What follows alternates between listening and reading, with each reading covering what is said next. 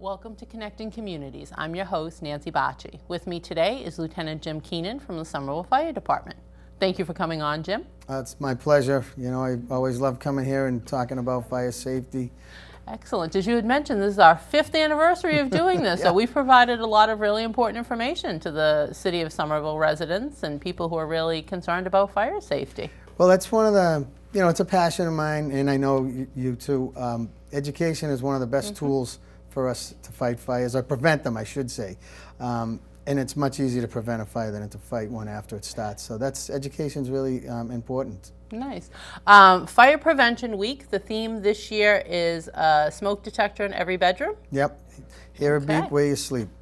Hear a beep where you sleep. That's pretty cool. And you had mentioned these were the decals you were handing out at the different events. So I always like these. You know, Sparky definitely has that appeal to young and old alike. I know last year we had a cameo appearance by Sparky, who was able to take time out of his busy day to come and share some fire safety information.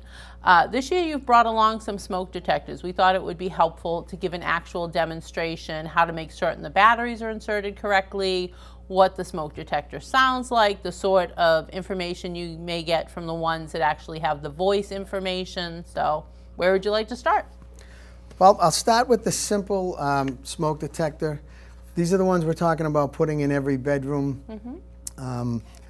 They just, they just have that simple beep. They're also very inexpensive, so that's why it's not that big of an investment. You know, of course, you can't put a price on safety, but this is the one that you can put it inside each bedroom. It just, all it does when it's activated is just, beeps constantly.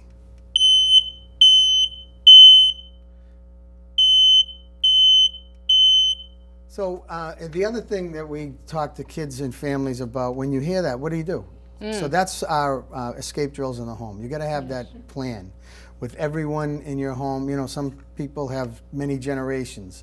So you got to get everybody that lives in your home, and you sit down and you plan 2 ways out of the house. And we always say the easiest 2 ways are the front door and the back door. Right. There's other ways, but those are the 2 easiest ways. So if you hear your smoke detector and you smell or see smoke or fire, you want to get out. And when you get outside, you want to get to your meeting place. It can be anywhere, telephone pole in front of the house, tree, mailbox. If you don't have that, maybe your next door neighbor's front porch. We want to make sure everybody get out.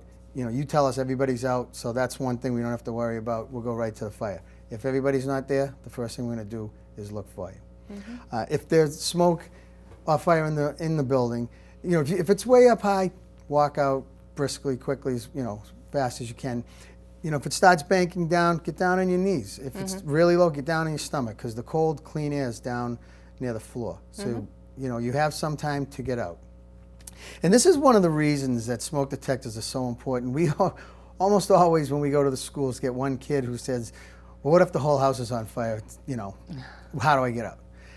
Generally speaking, a fire isn't going to be the whole house or the whole room at one time. Right. They usually start, in proper disposal of smoke and materials, or something like that. Incomplete combustion, or something like the oven or stove, something like that. So it's going to start slowly. And this is what the importance of smoke detectors are. It gives you that head start. It's going to tell you before it's really big and going to impede your chances of getting out safely. So that's why it's really important. And like we talked about earlier, you got to make sure they work. You could have 100 smoke detectors in your house. If they don't work, they're not doing you any good. So that's what we talk about, testing them once a month and changing the battery at least twice a year. And we always say, the easiest times is when you change a clock, change your batteries. It's coming right up next month in November. So that's the easiest way to do it. And we try to get the kids involved when we go to the schools. We don't want them climbing ladders or standing on a chair, but get a broom handle or a hockey stick, and you can push that button. Right. Same thing for like elderly people. We don't want them climbing up onto a chair or a stool. Right, potentially putting themselves in an unsafe situation. And you need to test them at least once a month. And most of them, there's different kinds.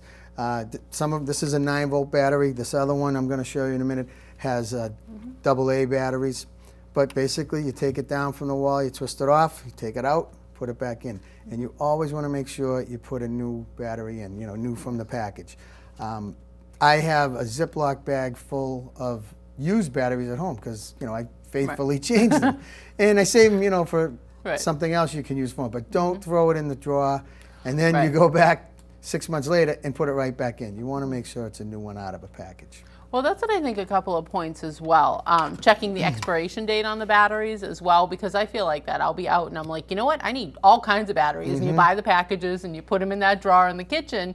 And then, you know, for whatever reason, I don't often need a 9-volt battery. And then when I go look for it, I'm like, God, expired in 2012. Yeah. So, you know, maybe I don't want to rely on that for my safety. And the one other point I wanted to make, when you said about checking it once a month, I think now people are so driven with technology that there really is no excuse. So you set a reminder in your phone, and, you know, it comes up as an alert saying it's time to check the batteries, you know, once a month. As you said, it's quick and simple, and then change them twice a year with the spring ahead fallback. And, you know, there really are so many easy ways to ensure something that we take so for granted. I mean, you assume that you're safe pretty much all the time, right? You're safe in your home, and, you know, God forbid a fire does happen, the fire department will respond. But there are these very easy tools that really increase the odds of you never having to have this sort of interaction with the fire department. That's why prevention is so important. That's why education is so important, because, to be honest with you, I hadn't even thought of that myself about, you know, setting this monthly reminder. That's how I have it set. Yeah, no, it's a great idea. You can patent that one. There you go. But that's what it is. I mean, simple things, but if somebody doesn't bring it up, you don't think of it. You know, like when we teach people when you're cooking, keeping the handles in so you or your child doesn't bump into them, knock them over. It's really, a lot of this stuff is simple, but you have to keep it going. That's why I like the SAFE program.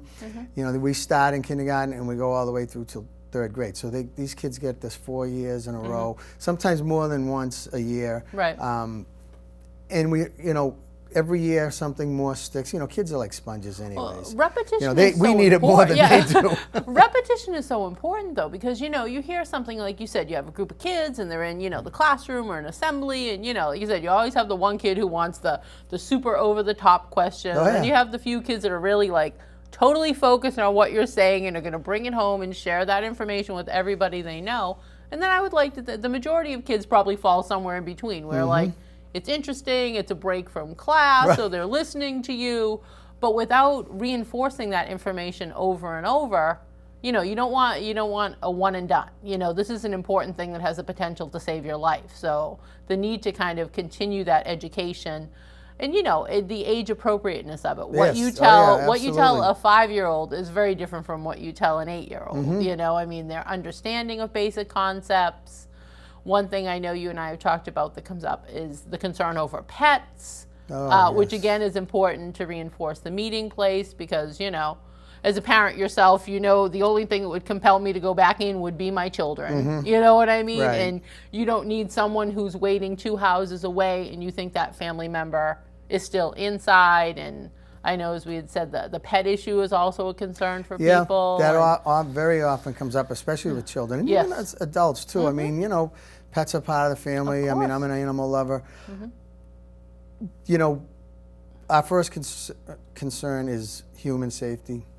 We, you know, and knocking the fire down. But if you tell us, you know, you've got an animal in there, we're going to look for them too. Of course. You know, we're going to make sure you're out first. And we always tell kids and adults, never go back in until we tell you. You know, believe me, I've actually saved a lot more animals than people in 30 years. You know? Well, and they're not that dumb either. Some, you know, believe it or not, they'll find their way out too. You know, most times. I think that's instinctual, though. To circle back to the smoke detector, so we heard the first one, and this is the recommendation: 1 in every bedroom. I'm sure the odds of surviving a fire increase dramatically by having this. Again, it's such a jarring sound, you know, with all the beeps and things that we hear throughout our day. Nothing sounds like a smoke alarm. You know, it has its very distinct sound that is instantly recognizable, which clearly is the point, but it's such a jarring noise that it has that element of like something is wrong. You're not like, oh, something's malfunctioning. You're like, no, there's a problem. Let's work on that. So this is the other one you had mentioned, and this is both carbon monoxide detection and smoke detector? Yes, it's a combination detector. And it's what, like, just to expand on what you were saying, we always bring them into the schools because maybe a 5-year-old kid never did hear one, Right. or doesn't know what it is. So we make sure they, this is what it sounds like, and this is what you do if it goes off. So the combination one talks to you.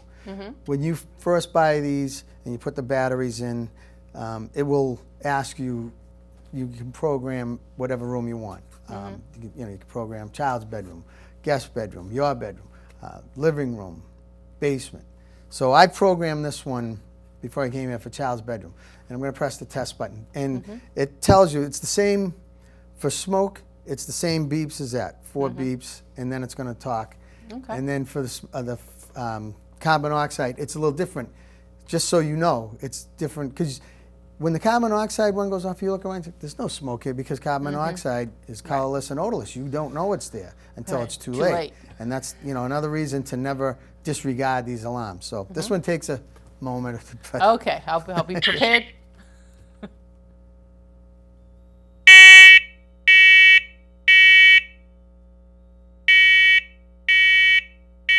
Warning, evacuate, smoke in child's bedroom, evacuate. So that's the 4 beeps is carbon monoxide. Warning, evacuate, carbon monoxide in child's bedroom, evacuate. Highest carbon monoxide level was 0 ppm. So that's another good thing. It tells you, what the parts per million is in the room. We have 0 parts per million. Good to hear while we're taping. The residential smoke carbon monoxide detectors go off at about 30 parts per million. Now we carry, really sophisticated detectors, and they go off, at a little lower. So if you call us up and say, geez, my carbon monoxide detector's going off, well, you might want to open the windows and get outside, but definitely get outside, call 911, and we'll come in with ours. And like I said, ours are much more sensitive, and if there's a problem, we'll figure it out. And the heating season is just beginning. And that's where most of the problems are from, your heating system. So you should every year have a licensed service person come out and service your boiler. Sometimes it could be the oven if you have gas appliances. Those are the 2 main ones. There could be a gas leak in the house, but those are the 2 main ones. So you want to make sure, especially that boiler, have it serviced by a qualified, licensed, professional service person every year.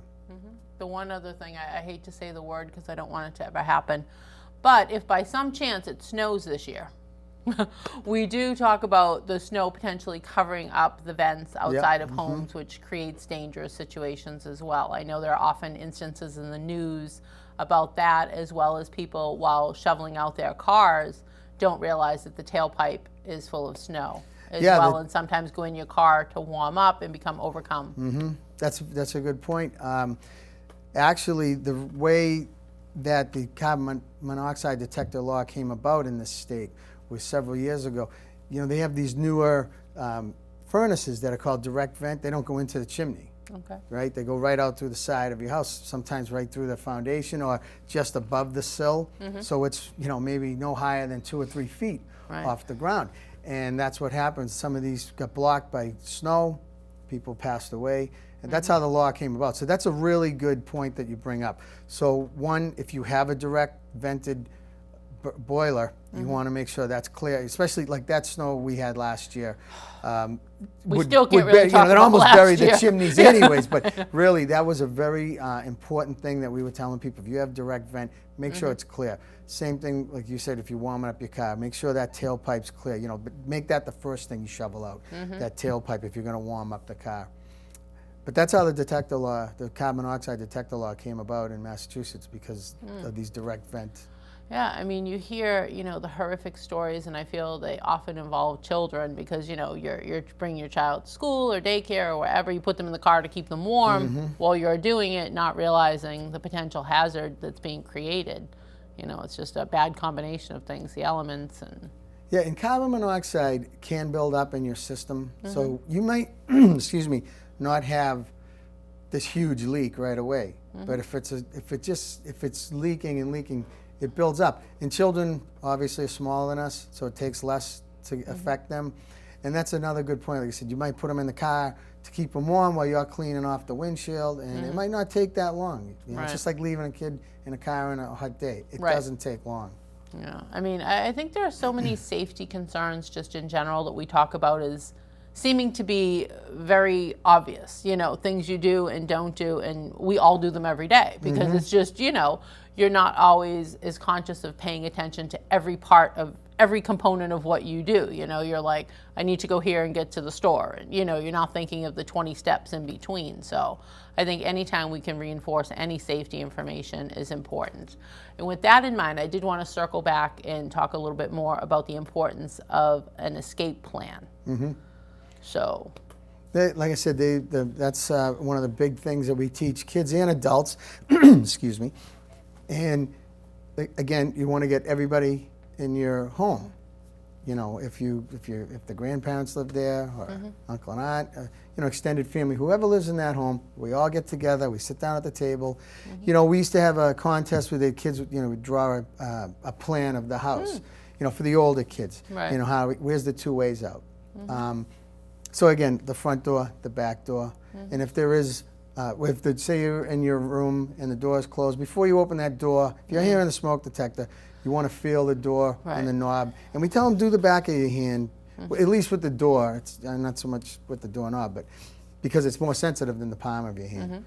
So, you know, if it's hot, you want to just open it a peek. If it's not, you can go out. And like I said, if the smoke's above your head, go right outside to your meeting place.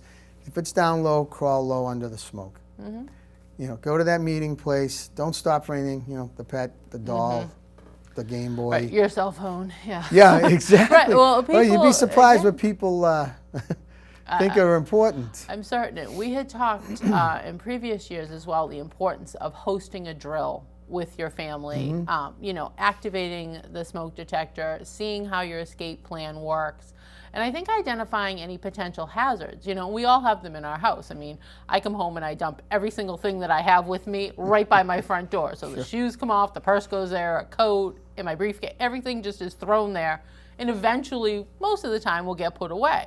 However, if it's 2 o'clock in the morning and it's pitch black and my house is filled with smoke, there's no part of me that's going to be like, oh, I should give a wider berth and not get caught up in the stuff I've left there, or at the bottom of the stairs, or, you know, the new throw rug that I put in that I didn't think of when I devised a safety plan. So the importance of all of those components, as well as, I hope we could talk a little bit about, you know, as you said, there are different generations living together and things like that. So you could have a person with a disability, other language components that could come into play as well. So what sort of information provides the safest way to devise an escape plan? Well, we can, you know, we have information at the firehouses and fire prevention here in Somerville. We have pamphlets that talk about them. You can go to many different websites, Department of Fire Services.gov, DFS.gov, NFPA.org. I mean, there's a lot of places out there you can find the help. You mentioned a very important thing. It's not just enough to plan this drill. You got to practice it once in a while, because you know it's easy to do it. You know, 2 o'clock in the afternoon. Hey, yeah, we're gonna go this way. You're gonna do this. We're gonna meet over there. At 2 in the morning, when that smoke detector's blaring and there's smoke or fire in your home, Things look very different. this is why you practice it, because then you let the instincts take over. Oh yeah, this is what I got to do. I got to get outside. I got to get to my meeting place. I got to call 911. Right. So that's a really good point, planning and practicing it. And we talked about this in the past.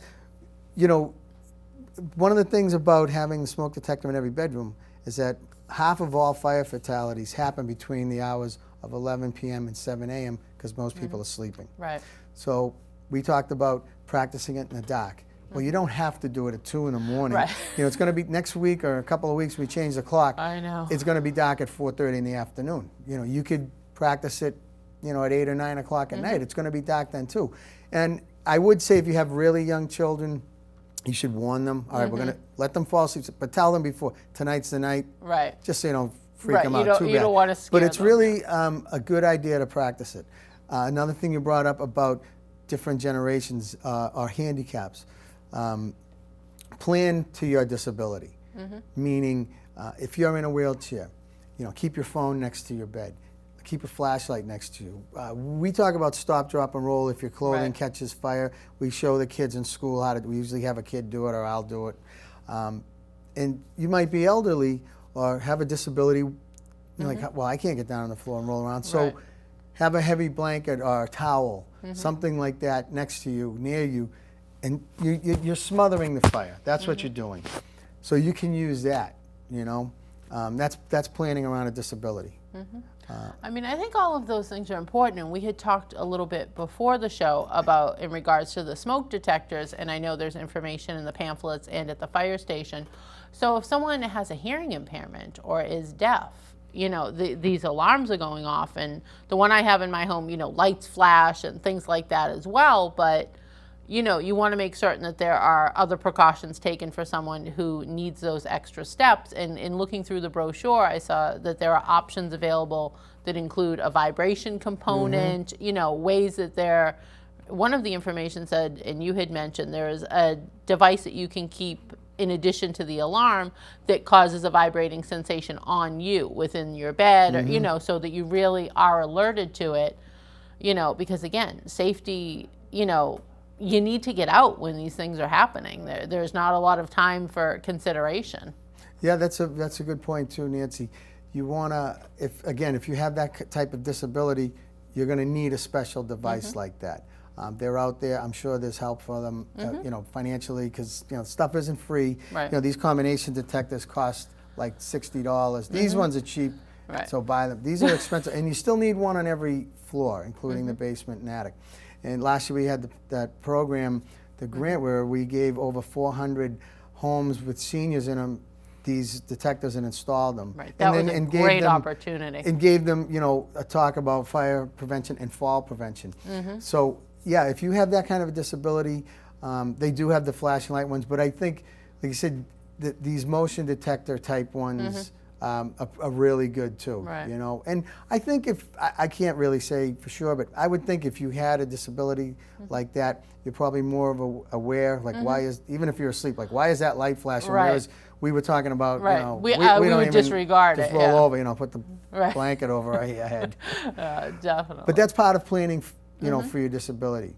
And I think that must come up a lot with the seniors when you're talking, because the idea of tying fall prevention into that as well, because, there are so many items that can kind of tangle you up in your own home just on a daily basis and cause an injury. And now you add in the potential component. Again, it's, 3 a.m., it's dark, it's smoky, And again, it sounds so simple to just be like, here's a direct, safe way outside, but, we have life and you have people in your house, and it doesn't always stay a clear, direct path. So do you emphasize that when you're in the school speaking with the children as well, kind of the idea of, they're devising the escape plan and you're providing information about that, but just really, get out. See, it seems to be the basic part. I know you said like don't stop for your pet, and do you get any feedback from the young people who are just kind of like, Oh, but they are always like, well, I need, my dog, or, like I said, my Game Boy or Right. something. And we're like, look, we'll get you a new Game Boy. We'll go find the dog. It's, because kids can't really, depending on their age, can't really, figure that out. And, they can't. What are you talking about? I need my Game Boy or something. So it's really, that's another reason we drill it into the head. Get out to the meeting place. Tell us. We'll go get it. Right. We show them the equipment that we wear. We don't want them to be afraid of us. Right. And that's why we're able to live in that atmosphere for a short period of time, and you're not. Speaking of the fall and fire prevention for seniors, it works. You mentioned about a throw rug and throwing stuff at the door. I mean, who doesn't do that, really? So we teach, and the reason we teach fall prevention along with fire prevention for seniors is the older we get, the more chances of, if you fall, you're going to get seriously injured or possibly even die. Right. So, like I said, keep it uncluttered. If you do have rugs in your home, make sure they have those rubber backings. Cause I bought one recently that didn't. I got a new desk and a chair, and I didn't want to wreck my hardwood floor. I went flying right off my feet. I'm like, Well, are you kidding me? that's why I mentioned So- it, because I put a new one in my hallway and like slid down the hall right into Yeah. the wall. I was Well, just what like, they well, have, this is great. you can buy. If it doesn't have that Yeah, backing, you you can buy need that those, underlay, yeah. you know, and that's really cheap. Right. You know, most of the stuff you can get at Kmart, Walmart, Ocean State, Job, you know, Yeah. the detectors you might want to go to a more place like a Home Reputable, Depot or yeah. Lowe's.